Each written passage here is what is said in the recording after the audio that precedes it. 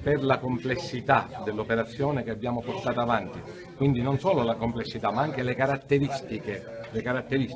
È stato necessario mettere su un team anche perché il problema molto serio dell'AMT Liquidazione è che l'AMT Liquidazione non ha delle professionalità all'interno, per non dire che l'AMT non ha personale, quindi non ha all'interno delle professionalità che ci potevano garantire un'azione di questo tipo, cioè dire un'azione di difesa.